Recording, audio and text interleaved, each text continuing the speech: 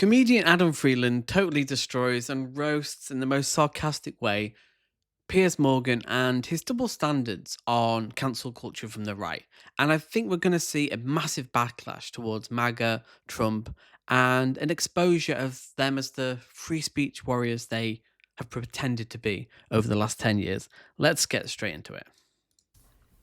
Listen, I'm new to your audience, so just to introduce myself, I am a tell it like it is comedian, and no one's safe from my jokes, be it bratty kids, celebrities, politicians, people that just walk by. They're all fair game, but it is still deeply unconstitutional and immoral for the president to silence his enemies. But I think what's important now, especially because it's so crazy right now, is that we zoom out as like people, like human beings. And like there's a lot of kind of empathy being expressed towards Kimmel right now. But where's the empathy for Donald Trump?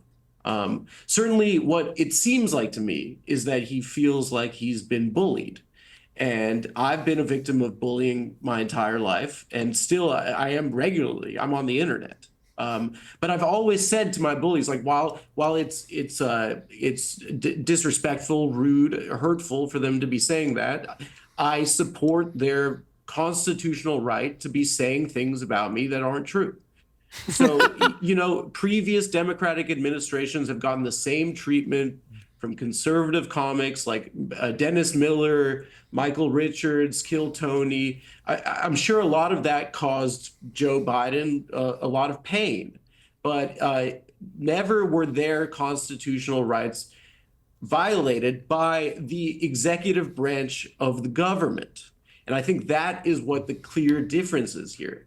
And I think for all of us as a culture, we have to ask ourselves, like, is the president suffering right now from being made fun of? And the truth is this, like 30% of Americans suffer from depression, and there's a stigma. And if that is indeed true, like It's more than that, surely, in America. Surely at least 50%, if not more. he should feel equipped to get help, and it is a All right, public I risk. detect a slight sarcasm to your. I'm not. I'm not. No. Well, no. Listen, Here's the point I've made. I don't think Trump feels bullied or hurt or any of those things. I think. Yes, he does. He is the biggest victim out there. And in a way, he is one of the most attacked. But for good reason. The man is a piece of shit. What he feels. So why? Here's what I think he feels. Okay. So he actually spelled it out in the last few days. There's no doubt, as he said, that about 99% of all the coverage of Trump on all these late night shows and The View and all these other, mainstream media shows has been Trump bashing. It's never been that percentage historically with anybody else. I disagree with that. I think I'm old enough to remember George Bush and the panning he used to get for being, well, what he was, an idiot southerner. But Trump is on another level of, Trump makes George Bush Jr. look like a highly intelligent, I think he went to Yale or Harvard. He makes him look like a genius. So, and I deeply remember that, constantly the stuff with the pretzel, choking on the pretzel, he was constantly lampooned because he was arguably one of the, well, maybe Nixon a little bit, one of the first, not serious presidents. He was a precursor to Trump in a way. And he got a lot of stick, rightly so. He's the most powerful man on the planet. He is fair game. I'm sorry. He is fair game. And Trump is a ridiculous person. A man, former friend of Epstein, numerous felonies, sexual assault allegations, sexual misconduct. There's so much about Trump.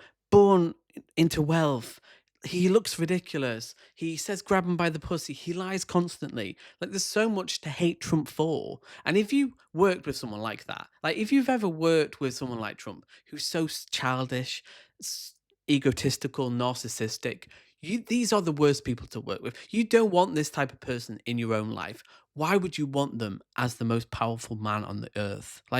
It's so irrational and emotional. These conservatives are so emotional. It was never like that with Obama. It wasn't like it with Reagan. It wasn't like it with Clinton.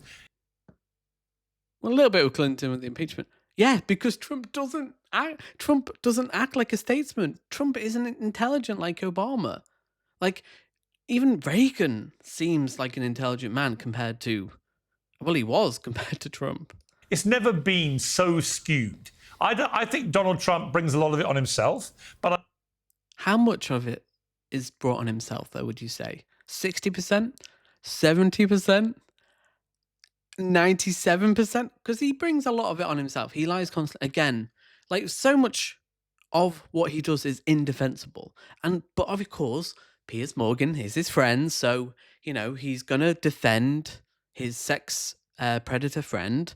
And, I wish Piers Morgan luck in that because, makes him look great. I also think there's no doubt, no one can argue to me sensibly, that Trump has not had a more relentlessly vicious negative treatment from shows that used to be much more bipartisan.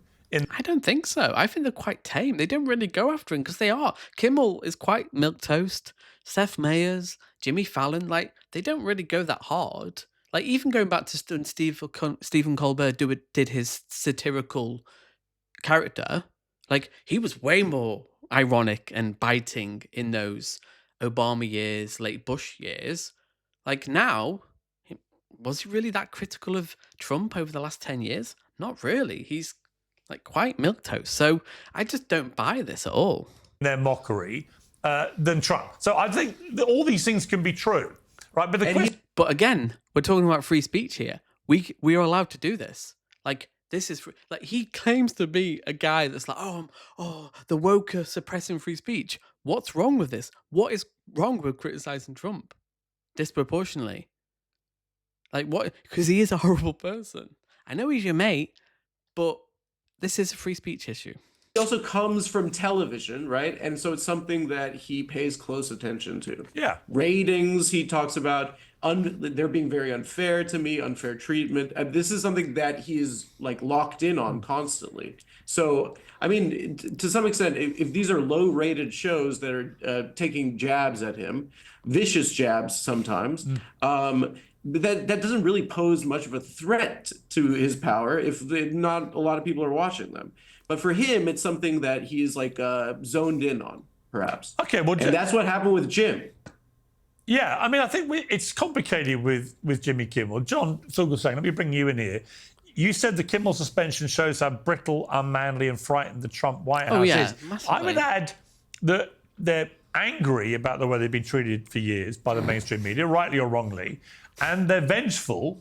And they're thoroughly enjoying Jimmy Kimmel, one of their most ardent protagonists, getting his comeuppance, which is a kind of human reaction you would not find surprising in someone like Trump. Just shows you how fragile Trump is. Any criticism, he just doesn't like it. And he is a child. He just can't take criticism.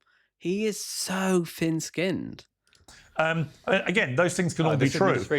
Yeah, I mean, from your point of view, I remember, for example, here's an example of cancel culture at its worst. Where I don't remember anyone on the liberal side coming. Yeah, I don't care. I'd been said racist things about Meghan. Oh yeah, we don't. Other than show me support as a friend. We used to work together on America's Got Talent, and then she got fired anyway. But what I remember most of all of standards about all this, it's depending who you are. When Tucker Carlson. I showed earlier with Bill O'Reilly a clip of Jimmy Kimmel gleefully celebrating Tucker Carlson. Tucker Carlson's a piece of shit. He lies constantly. He's a white nationalist. He's a piece of shit. He should have been called out. Being fired. Gleefully celebrating Roseanne Barr being fired from ABC. For racism. So it's interesting to me to see who people race to defend when it comes to free speech. Yeah, Tucker Carlson is a white nationalist. Roseanne Barr got canned for racism. Yeah, I'm sorry, it's not equivalent. There's a lot of hypocrisy. What do you think? If I may, Roseanne was fired by a private corporation for making racist comments that would hurt that corporation's bottom line, and Tucker Carlson was fired for repeated lies that cost his private corporation $750 million. They were not fired because of abuse of power. Look at his fucking face. It's a double standard. Not really, but okay. Carry on, Piers. Which is the case here.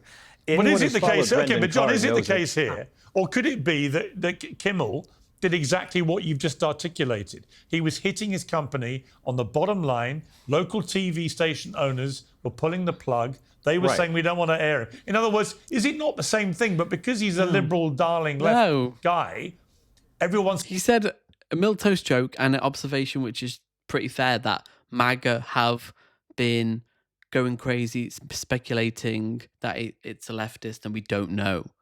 Like they were jumping, it's a trans guy, like the Bullet's trans, the friend's trans, his girlfriend, like they were just jumping on so much, and that was true. And then Trump doesn't give a shit about Charlie Kirk, more interested in his ballroom. Framing it in a different way. No, this was government. This was abuse of power. This was Brendan Carr saying the quiet part out loud in public, which was very stupid of him because it's going to make sure this issue never goes away. At least with Colbert, they kept this on the down low. If you actually look at Kimmel's comments, I don't really understand why there hasn't been a more forceful defense mounted. He said that MAGA folks spent the weekend trying to assert that this killer was not one of theirs, and then said they spent the weekend trying to blame everybody else. That's really a very fair comment. It was in no way besmirching Mr. Kirk or the grief that many people were feeling. There's been a lot of exploitation over this, and whenever anything of this kind of violence happens, it always brings out the best in some people and the worst in others, and many of us on the left and right will exploit any tragedy to go ahead and hate on the people we already hate.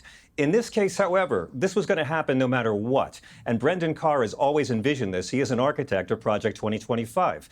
These other cases you talk about are private corporations. And look, this administration has taken a lot of pleasure in a lot of Americans losing their job. They take delight in it. Yeah. And there's a lot of talented people who work on this show that I hope will not be losing their jobs, because you know Bob Iger is negotiating heavily with Nexstar right now to try to put a happy ending on all this, because Bob Iger doesn't want champion of censorship to be stapled to his obituary when he leaves. When Michael Eisner is the voice of morality against Bob Iger, my God, what have we come to?